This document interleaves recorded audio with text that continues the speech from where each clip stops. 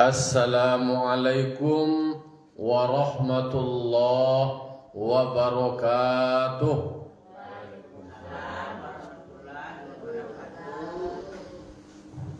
Alhamdulillah, nahmaduhu wa nasta'inuhu wa nastaghfiruh wa na'udzu billahi min syururi anfusina wa min sayyiati a'malina. May yahdihillahu fala mudhillalah wa may yudlilhu fala hadiyalah.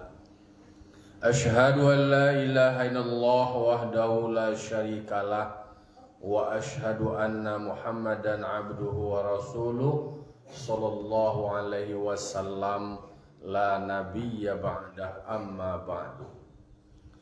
Qala rabbi shrah li sadri wa yassir li amri wahlul 'uqdatam min lisani yafqahu qawli. Bapak-bapak, ibu-ibu, kaum muslimin dan kaum muslimat jamaah subuh yang dimuliakan Allah Subhanahu wa taala. Pertama sekali puji syukur kita ucapkan kehadirat Allah Subhanahu wa taala yang berikan kita limpahan nikmat, rahmat dan karunia-Nya. Alhamdulillah kita masih Allah berikan badan yang sehat. Kemudian Allah masih berikan kita nikmat hayat, nikmat hidup. Walaupun kapatang hujan taruye, namun subuh kini lain mak tadu hari. Ada kesempatan dewa untuk datang ke surau melaksanakan solat subuh berjamaah. Salat dan salam kita mohonkan kepada Allah, semoga disampaikan kepada arwah junjungan kita, yakni Nabi besar Mustafa Muhammad sallallahu alaihi wasallam yang telah membawa umat manusia dari zaman jahiliyah menuju zaman Islamiyah seperti nan kita rasakan sampai saat ini. Bapak-bapak, ibu-ibu, kaum muslimin dan muslimat yang berbahagia, kita lanjutkan mengulang kaji kita. Ayat baralai, ayat 5 surah Al-Maidah. Betul surah An-Nisa lah tu coba. Surah Al-Maidah. A'udzubillahi minasyaitonir rajim. Bismillahirrahmanirrahim. Al-yawma uhilla lakumut thayyibatu wa ta'amul ladzina utul kitaba hillul lakum wa ta'amukum hillul lahum wal muhsanatu minal mu'minati wal muhsanatu minal ladzina utul kitaba min qablikum idza ataitumuhunna ujurahunna muhsinina ghaira musafihina wala muttakhidhi akhdan faman yakfur bil imani faqad habita amaluhu wa huwa fil akhirati minal khasirin. Sadaqallahul azim. Awak mengaji kini surah Al-Maidah ayat nang kalimo nama nan punya Quran boleh dicari ya. Bisa pakai HP gadwal Quran di ayat nang kalimo surah Al-Maidah. Al-yawma uhilla lakumut thayyibat. Iko babacuan bana pada hari ini kata Allah Ta'ala. Berarti konteksnya dulu ayat turun. Dihalalkan untukmu makanan-makanan yang thayyibat, yang enak-enak, yang lezat-lezat. Kalau sebelum-sebelumnya diceritakan, diterangkan tentang yang diharamkan, konan dilarang, konan diharamkan. Lalu kemudian ada yang bertanya tentang ana dihalalan bagi mereka makanan itu lain. Lah dijaleh lo, dihalalan makanan yang lezat-lezat lo. Kemudian hasil buruan dari hewan yang terlatih. Lalu kemudian dijelaskan lo berikutnya lah. Berarti kan berurutan dulu tuh. Ada barangkai antara ayat 3 sampai kini 5. Kini masuk cerita dihalalkan bagimu yang thayyibat, yang thayyib, yang anca-anca, yang elo-elo, na lama-lama. Lama ko baca itu baca romana do lama. Tentu barat suai. Aku buah-buahan dan segar-segar. Ale, ko anu protein na lama ko kan ale ya. Lama ko kadang-kadang persepsi lo.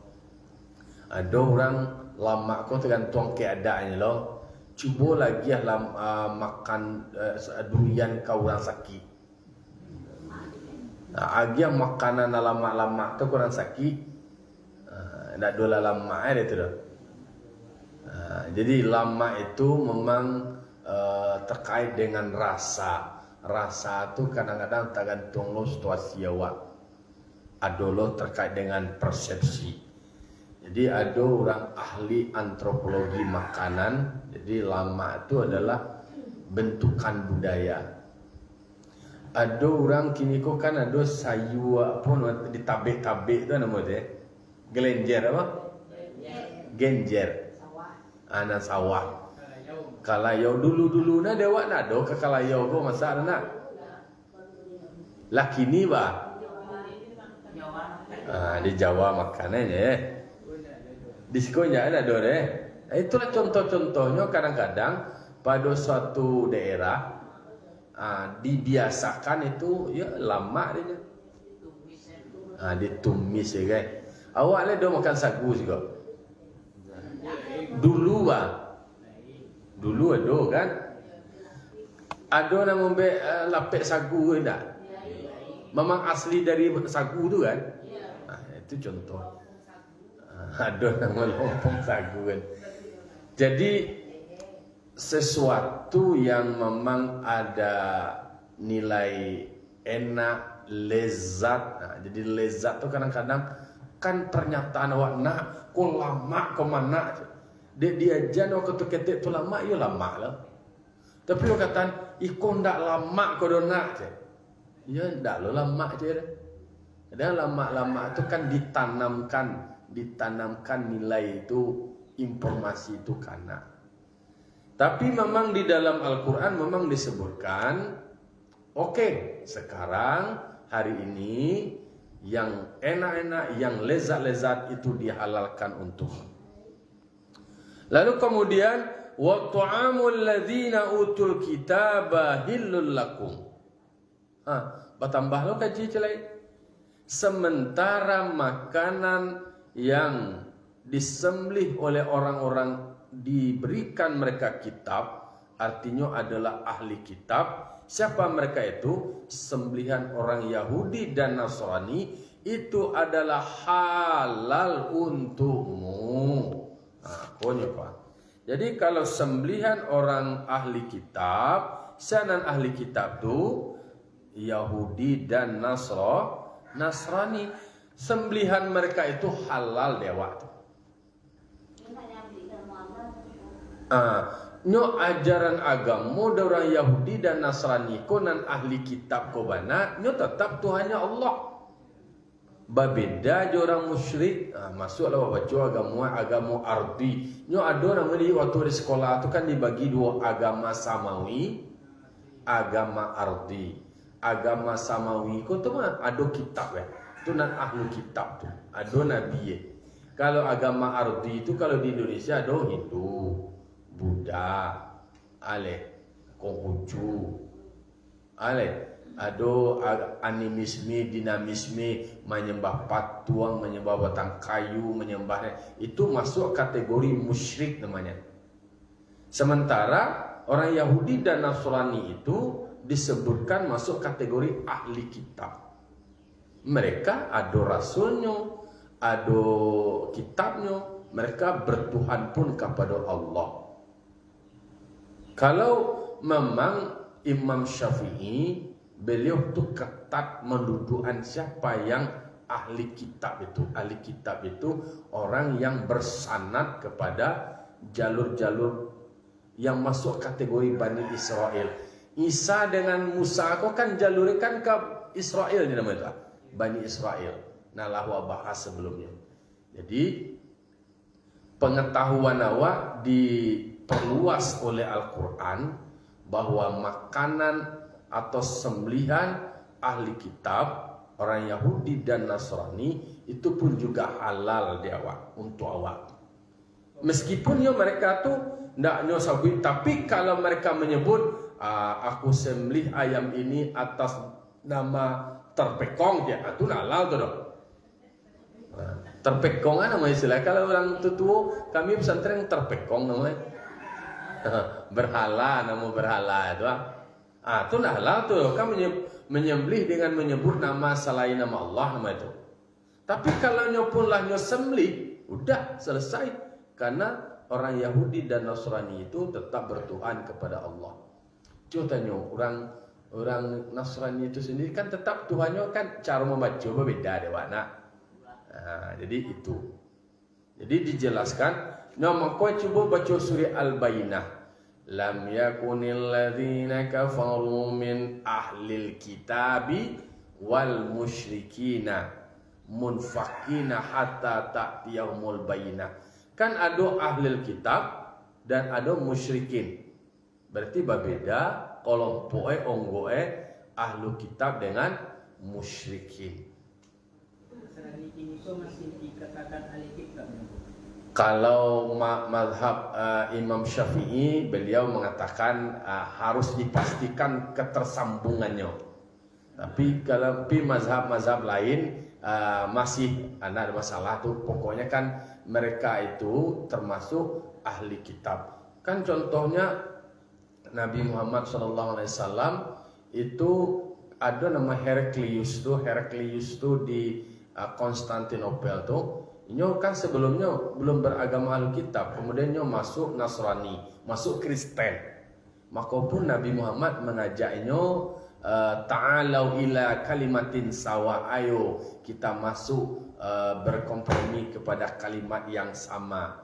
Artinya adalah mereka pun diajak karena mereka bahagian dari kalimat memahami dan mempelajari tentang kitab, itu maksudnya.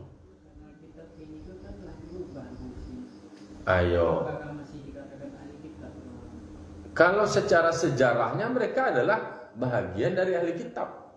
Kan mereka itu kan kelompok Nasrani tetap. Nyo nabinya Isa, lalu kemudian nyo pakai kitab Injil, dan Tuhannya tetap Tuhannya Allah. Tapi bagi mazhab Syafi'i beliau ketat, ndak mau sembarang tak kaki inilah, banyak boba, banyak batu-katuka, banyaklah batikai-tikai, maka para lu ditelusuri bana. Tapi secara umum jumhur itu pun menceliak begitu. Kalau sembelihan orang Yahudi dan Nasrani itu, kalau lapas tahu awaknya orang Yahudi atau orang Kristen, ya udah berarti sembelihannya itu udah masuk kategori yang halal. Tapi tentu namun kilo tanya-tanya doa. Aku liu baca kok. Contoh awak tetangga gini kok. Kan kini awak akan banyak interaksi awak mungkin di kota-kota lah kan. Di kota-kota itu kan masyarakatnya lah heterogen. Ada awak tetangga sama orang Nasrani dan segala macamnya. Tetapi kalau seandainya ada keraguan di awak, tapi jangan sampai menyakiti perasaannya. Aku nak mau makan ko apa sembelihannya ko entah lagi pakai nama Allah atau aku anda perlu lo ungkapkan kenyo tekatu do nyo adolo adab bertetangga. Tetapi kalau awak merujuk kepada surah Al-Maidah ko bahwa sembelihan atau makanan disembelih oleh ahli kitab itu adalah halal untukmu. Mana dimaksud dengan ahli kitab sekarang? Tapi kalau mazhab Syafi'i kan memandangnya ditelusuri benar dulu. Tapi secara umum dari pemahaman Niko disebutkan di dalam tafsir itu adalah Yahudi dan Nasrani. Masuk itu adalah ahli kitab. Nah, itu di dalam surah Al-Maidah. Maka dibedakan. Orang yang musyrik berarti itulah pastinya pakai Tuhannya berhala tuh, patuang tuh. Banyak kalau ahli Makkah tuh, di Makkah tuh kan ada musyrikin, musyrikin itu nan bukan orang Yahudi yang bukan orang Nasrani ya musyrikin itu namanya menyembah patung Lata, Uzza, Mana kan itu. Nah, itunya tuh. Dan orang yang ya termasuk paham itu animisme lah. Do di buat apa itu roti itu dijadi roti Tuhan litak pun ini makannya Tuhan itu leh di Tuhan itu. Nah, jadi ayat kau bicara le soal makanan. Jadi sebelumnya diterangkan yang diharamkan, kemudian selanjutnya bicara soal makanan dan minuman yang halalnya. Wa ta'amukum hillul lahum, dan masakan nawa, sembelihan nawa, makanan nawa terhadap mereka juga halal bagi mereka. Jadi dalam kaji mereka juga begitu, makanan atau sembelihan orang muslim itu juga halal bagi mereka, dan dalam Al-Quran pun menerangkan itu. Jadi proses sembelihan awak itu juga halal untuk mereka. Tetapi dalam konteks makanan, awaklah ada sebuah lembaga yang memberikan jaminan tentang sertifikasi halal. Jadi kalau ada disebutkan oleh Ketua Komisi Fatwa MUI Pusat itu bahwa petugas-petugas yang bekerja untuk memberikan sertifikasi halal itu adalah orang-orang yang dilatih dan istilahnya beliau menyebutkan melakukan tugas kenabian atau memastikan bahwa makanan yang akan dimakan oleh umat muslim itu adalah halal. Berarti kan nyocek lo dulu tuh, nyo proses lo, nyo verifikasi lo, kan punya otoritas itu, punya wewenang itu. Nyo gali, namun dicari lo unsure apa bahan bakue, lalu kemudian apa unsure, dan kemudian apa kandungan-kandungan yang ada di dalamnya, sehinggalah yakin lah pasti baru dikasih label halal. Nah, mau semarang-semarang buat stempel-stempel dong. Itu kini kan hampir di seluruh negara ada sertifikasi halal. Kan tidak sekedar di Indonesia, kemana? Malaysia ada, Singapura ada, di Thailand ada, di negara-negara yang ada umat muslim di situ, rata-rata mereka juga punya sebuah institusi untuk memastikan makanan yang beredar di tengah masyarakat itu diberikan stempel label halal. No, karena dulu orang kalau pergi ke Bali, arah pergi ke mana itu sampai rumah-rumah dekat tepi danau itu aduh 100% haram sih. Jadi B2 itu kalau 100% haram itu berarti itu menjual B2 namanya. Itu B2 ya. Nah, jadi ayat ini bicara menerangkan tentang makanan yang halal, lalu kemudian termasuk juga makanan yang sembelihan dari orang Yahudi dan Nasrani itu juga halal, dan makanan orang muslim juga halal untuk mereka. Eko ayat. Wal muhsanatu minal mu'minati, dan termasuk juga perempuan-perempuan yang menjaga kehormatan dirinya dari orang-orang yang mukmin. Lalu kemudian wal muhsanatu minal ladzina utul kitaba min qablikum, dan termasuk juga perempuan-perempuan merdeka yang menjaga kehormatan dirinya dari ahli kitab dari sebelum kamu, juga halal bagimu untuk kamu nikahi. Jadi kau bicara masalah pernikahan lah. Jadi dalam ayat kau menerangkan tentang makanan, minuman, lalu bicara juga tentang pernikahan. Jadi nan manan halal bagi laki-laki nan beriman, padusina menjago kehormatan diri nam menjago kehormatan diri ko ndak namuah samarangnya dok. Itulah yang masuk halal bagi laki-laki.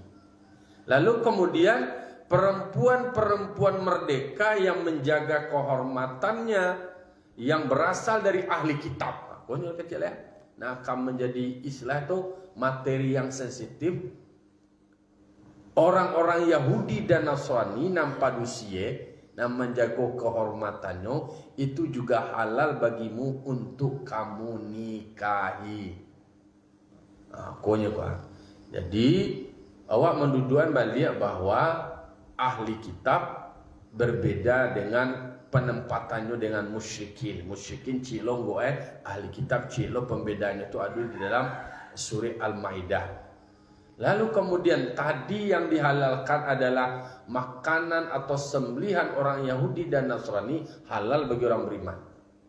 Berikutnya adalah kalau perempuan mukmin yang menjaga kehormatannya, itulah lagiun itu halal bagi suaminya, laki-laki yang akan menikahinya.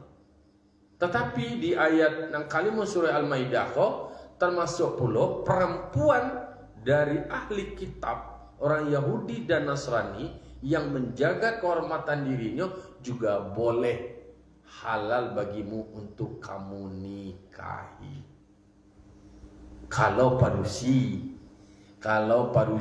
orang ahli kitab, laki-laki orang muslim halal, ya toh. Tapi kalau nan parusia nan muslim, nan laki-laki orang Yahudi dan Nasrani, itu ndak halal tu dong. Ikolong gue kah? Balom makna itu. Ternyata adolo makna bahwa kalau nan padusie nan Islam, laki-laki nan Yahudi dan Nasrani, nan dominan tu siapa? Laki-laki. Anan terjadi kalau nan padusie nan Islam. Di hello nan padusie Islam kau tadi. Maka nak boleh tu dong. Jadi tidak boleh kalau nan padusi muslim menikahi laki-laki nan non muslim yang Yahudi dan Nasrani itu tadi. Ada nak praktek itu terjadi di Indonesia?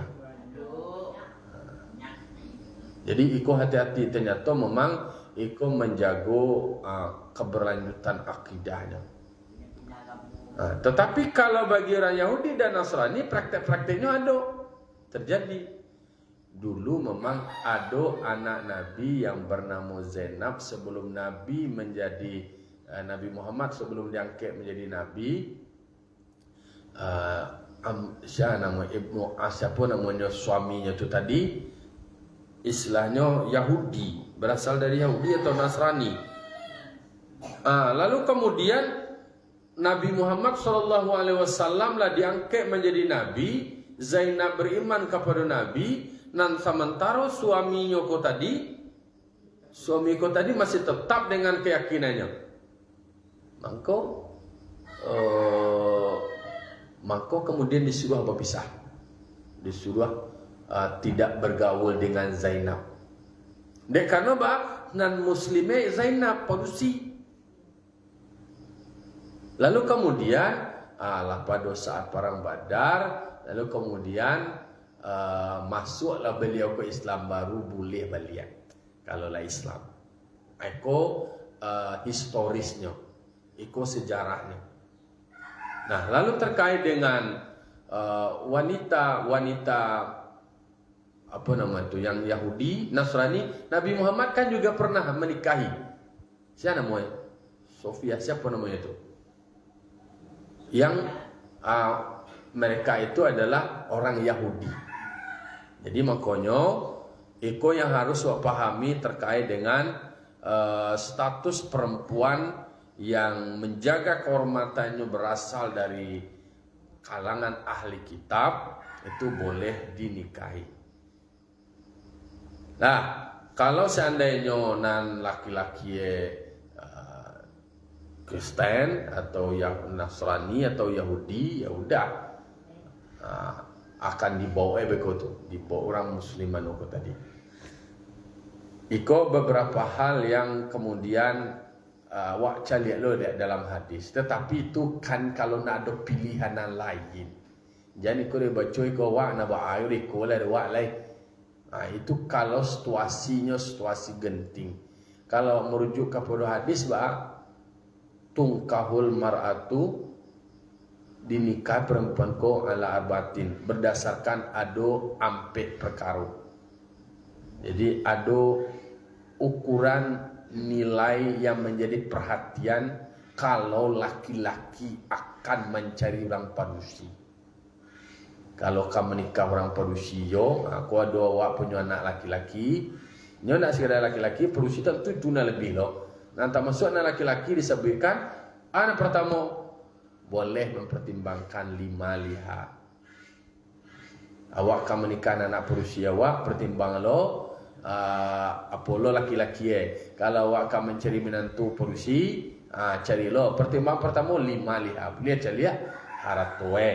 Dua nak berpetih Kemudian li jamaliha. Dicari apa liancak atau indah, li gagah atau indah. Lalu kemudian dicari keturunannya, nasabnya keturunannya dari keluarga kalau orang kampung istilahnya nama itu sasok jiramie. Tahu sasok jiramie dari unsur mai, dari keluarga mai. Kalau dia di Minangko kan bahasa bui bana tu di masari itu dah di masari itu di matampe anam moe kamanakan sia jalan nak bertanggung jawab terhadap nyo mama dicali tu warna payung lalu kemudian lidiniha, lalu kemudian perhatikan agamamu. Lalu kemudian dari nampe kolah fazfar lidzatid dini, nang kadi pertimbangkan utama itu adalah agamonyo. Tapi kalau bisa dapat kampe ya tarabat siadaka. Kalau seandainya dapat kampe dewa nyo kayu nyo gagah dari keturunan darah biru, darah biru. Darah biru dari kalangan keluarga terhormat, terpandang, lalu kemudian nyo alim ta'alo baibadai, kuat agamoe, alhamdulillah lah. Bersyukur awak. Jadi makanya kita perlu dingian tentang itu. Jadi makanya kalau berbeda dengan orang musyrik tadi, karena dalam Al-Quran dikatakan wala tangkihul musyrikat hatta yu'minna, jangan kamu menikahi perempuan-perempuan yang musyrik. Artinya adalah orang-orang yang menyembah berhala, mau laki-laki atau padusia, pokoknya musyrik nak begitu. Itu onggo-onggo pilah-pilah ada pilah yang membedakan antara musyrik dengan ahlul kitab. Bahkan mana itu perempuan laki-laki berzina itu ya pasangannya ya sesuai itu levelnya kurang dan itu maka masing-masing dia onggo-onggoan harus dibeda-bedaan sehingga nanti jalah wal muhsanat itu adalah perempuan yang menjaga kehormatannya. Idza ataitumuhunna ujurahunna, ya apabila kamu memberikan mahar mereka. Jadi kan awak lah mengaji di dalam surah Nisa wa atun nisaa ujurahunna nihlah, maka kewajiban bagi laki-laki untuk memberikan mahar terbaik kepada perempuannya penuh dengan rasa cinta, penuh dengan kerelaan. Berikan mahar. Maunya adalah wanita dari ahli kitab, ya tetap diberikan mahar. Mahar, kalau bisa mahar-mahar yang terbaik. Kalau dia itu orang awak je pakai banyak perangkat solat. Sebenarnya menyuruh orang rumah solat mungkin mah. Semua mahar orang awak. Tapi kini lah mulai variasi, dicecelek di TV lah banyak mahar. Kau bervariasi. Iyo, memang harus dikomunikasikan dek calon rumah itu kampulai. Anak laki-laki ko kalau bisa mengkompromikan ke calon rumah. Adinda, apa mahar yang Adinda inginkan dari Uda? Oto. Ya bisa, boleh. Yo, iko kan simbol kesiapan laki-laki. Dan sekedar babini, ya dah. Mangko orang Minang tu ejaan sebelum ke babini itu panjat pinang bakarang dulu je. Iko ceke ya mangga mahar, tapi bukan meremehkan yang maharnya itu, tapi iko kalah menjadi pembiasa lah dewa. Tapi para lulu berikan pemahaman kini kuah tentang mahar itu kan perlu edukasi lah dari orang KUA atau dari orang tua atau apa. Manusia boleh meminta. Mau dijodohkan atau tidak dijodohkan, soal mahar itu adalah hak dekna padusi, kewajiban dekna laki-laki. Tapi kadang-kadang dia lah apa cak kene je lo membaraja nikah-nikahannya kan ada mahar seperangkat alat sholat dibayar tunai. Kan itu je cuma. Itu apa dan itu lo na laki-laki ko nyoka bini itu mahar poy. Kadang-kadang nak tak pikir ke mahar tu gedenya. Padahal itu ada perintah dalam Al-Quran. Jadi wa atun nisaa ujurahunna nihlah. Berikan. Itu fi'il amar, tu berikan itu berarti sediakan dan persiapkan mahar terbaik untuk perempuanmu, istrimu. Makwe kalau di Timur Tengah, di Makkah tuh, di Arab tuh, mahar tuh ndak murah-murah loh. Mau kurang lambe-lambe bobini sini. Kalau bobini itu punya persiapannya. Iko lo mengalau kerja bobini je, dompet langsung. Tapi bukan berarti innalillahi. Mati lampu ya.